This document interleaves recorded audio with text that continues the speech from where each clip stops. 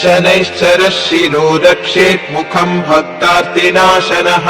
कर्णौ कृष्णाम्बरः पातु नेत्रे सर्वभयङ्करः कृष्णाम्बो नासिकाम् रक्षेत् कर्णम् मे च शिखण्डिजः भुजौ मे सुभुजः पातु हस्तौ नीलोत्पलप्रभुः पातु मे हृदयम् कृष्णः कुक्षिम् शुष्कोदरस्तथा कटिम् मे विकटः पातु ऊरू मे घोररूपवान् जानुनी पातु दीर्घौ मे जङ्घे मे मङ्गलप्रदः गुल्फौ गुणाकरः पातु पादौ मे पङ्गुपादकः सर्वाणि च ममाङ्गानि पातु भास्करनन्दनः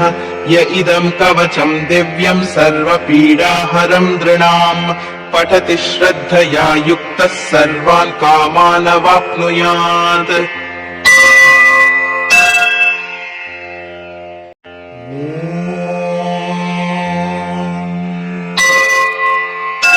शनैश्चरः शिरो रक्षेत् मुखम् भक्तार्तिनाशनः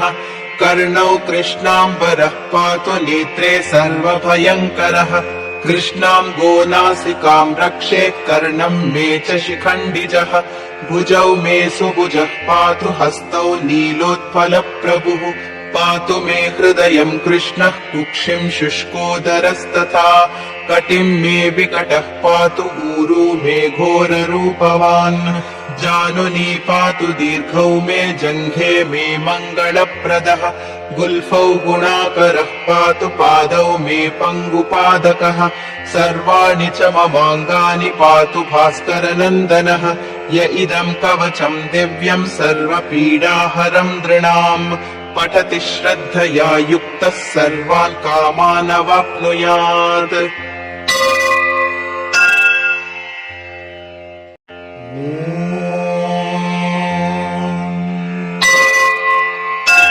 शनैश्चरः शिरो रक्षेत् मुखम् भक्तार्तिनाशनः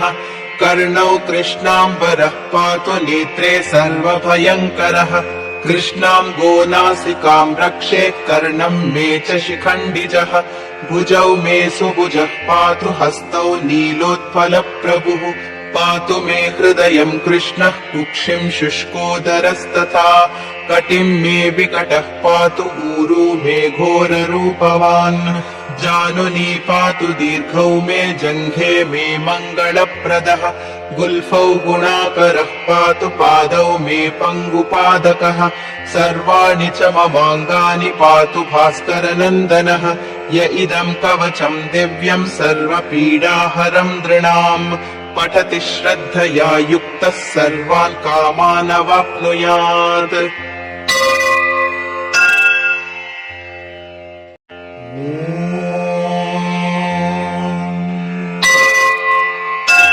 शनैश्चरः शिरो रक्षेत् मुखम् भक्तार्तिनाशनः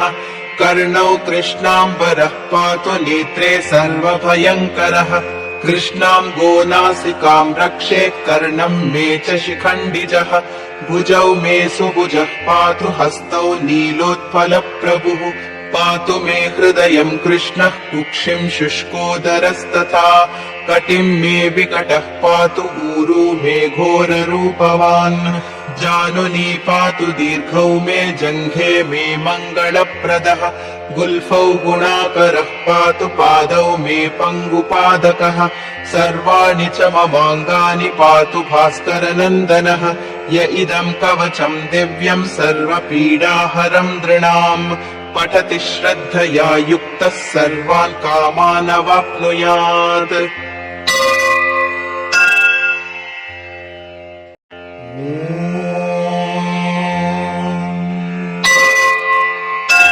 शनैश्चरः शिरो रक्षेत् मुखम् भक्तार्तिनाशनः कर्णौ कृष्णाम्बरः पातु नेत्रे सर्वभयङ्करः कृष्णाम्बो नासिकाम् रक्षेत् कर्णम् मे च शिखण्डिजः भुजौ मे सुभुजः पातु हस्तौ नीलोत्पलप्रभुः पातु मे हृदयम् कृष्णः कुक्षिम् शुष्कोदरस्तथा कटिम् मे विकटः पातु ऊरू मे घोररूपवान् जानुनी पातु दीर्घौ मे जङ्घे मे मङ्गलप्रदः गुल्फौ गुणाकरः पातु पादौ मे पङ्गुपादकः सर्वाणि च ममाङ्गानि पातु भास्करनन्दनः य इदं कवचम् दिव्यम् सर्वपीडाहरम् नृणाम् पठति श्रद्धया युक्तः सर्वान् कामानवाप्नुयात्।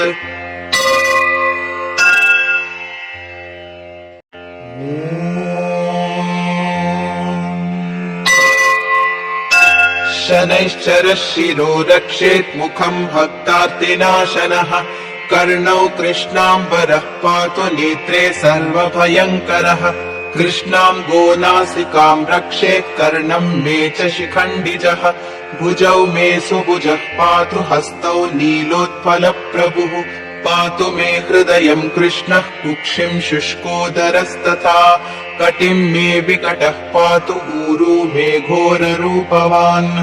जानुनी पातु दीर्घौ मे जङ्घे मे मङ्गलप्रदः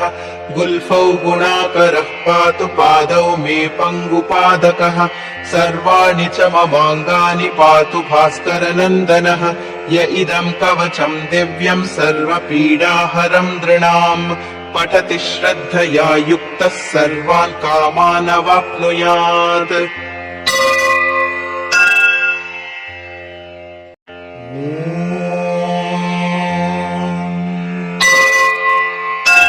शनैश्चरः शिरो रक्षेत् मुखम् भक्तार्तिनाशनः कर्णौ कृष्णाम्बरः पातु नेत्रे सर्वभयङ्करः कृष्णाम् गोनासिकाम् रक्षेत् कर्णम् मे च शिखण्डिजः भुजौ मे सुभुजः पातु हस्तौ नीलोत्पलप्रभुः पातु मे हृदयम् कृष्णः कुक्षिम् शुष्कोदरस्तथा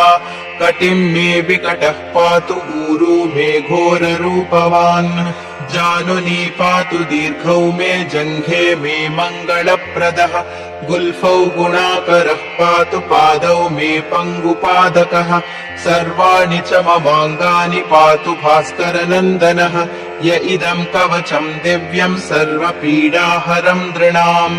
पठति श्रद्धया युक्तः सर्वान् कामानवाप्नुयात्।